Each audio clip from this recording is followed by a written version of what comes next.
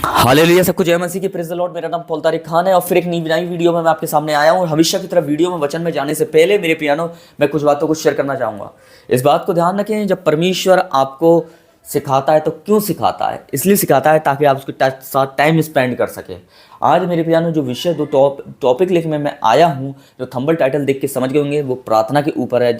मेरे प्रिय बहनों, जैसे आप साइड में देख रहे हैं, ये प्रार्थना कर रहा है व्यक्ति। मेरे प्रिय बहनों, तो क्या है प्रार्थना जो है मेरे प्रियानो? इस बात को ध्यान रखें। प्रार्थना जो है आपको इंक्रीज करती है। पर प्रार्थना को इंक्रीज करने के लिए हम क्या करें? आज हमारे दो मुद्दे हैं और दो मुद्दों के बारे में हम बात करेंगे।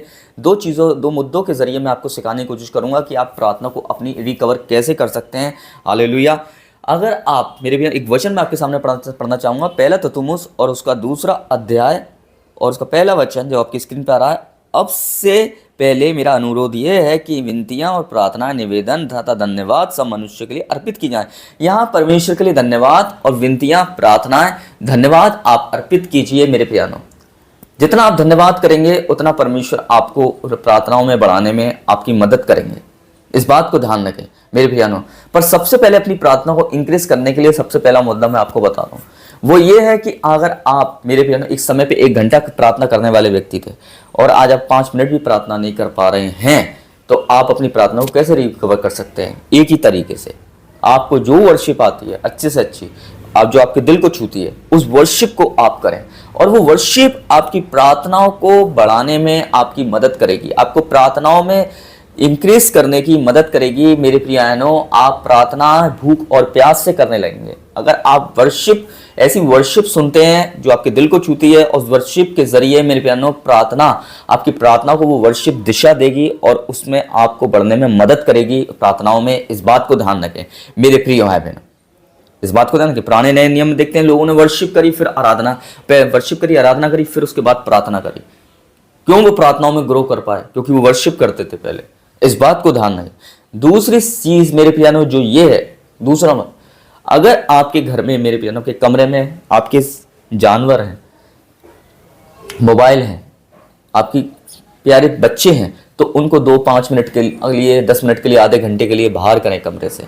मेरे प्रिय भाई बहनों, अगर आपकी नज़र के सामने, अगर मेरे इस नज़र के सामने मोबाइल होगा और मैं प्रार्थना कर रहा हूँ, तो मेरा ध्यान बार बार मोबाइल में जाएगा और मैं अपनी प्रार्थना से डाइवर्ट होऊंगा, परमेश्वर के साथ ट्यून नहीं हो पाऊंगा।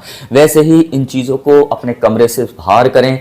और अगर आप अपनी प्रार्थना में परमेश्वर के साथ ट्यून होना चाहते हैं, तो आपको चीज़ें साइड में करनी पड़ेंगी। इस बात को ध्यान रखें। अगर चीज़ें साइड में नहीं करेंगे तो आप अपनी प्रार्थनाओं में रिकवर नहीं हो पाएंगे। मेरे प्रिय बहनों, इस बात को ध्यान रखना। हालेलुया। बहुत से व्यक्ति प्रार्थनाओं में क्यों रिकवर नहीं हो पाते? क्योंकि प्रार्थनाओं में उनके डिस्टर्बेंस होता है। हालेलुया। इसीलिए ये 2 मुद्दे जो हैं आपको प्रार्थनाओं में इंक्रीज कर सकते हैं। पहला, वर्शिप, आप वर्शिप करें। हालेलुया। वो वर्शिप आपकी प्रार्थनाओं को दिशा देगी। हालेलुया। आज 5 और अपनी प्रार्थनाओं की रेंज को धीरे धीरे बढ़ाएं। हालेलुया। आज 2 मिनट बैठे हैं, 5 मिनट बैठे हैं, 10 मिनट बैठे हैं, हर दिन कुछ मिनट बढ़ाते जाएं। मेरे बहनों, एक दिन ऐसा आएगा कि आप 1 घंटा प्रार्थना कर पाएंगे। दूसरी चीज ये है कि चीजों को कमरे से बाहर करें, साइड करें।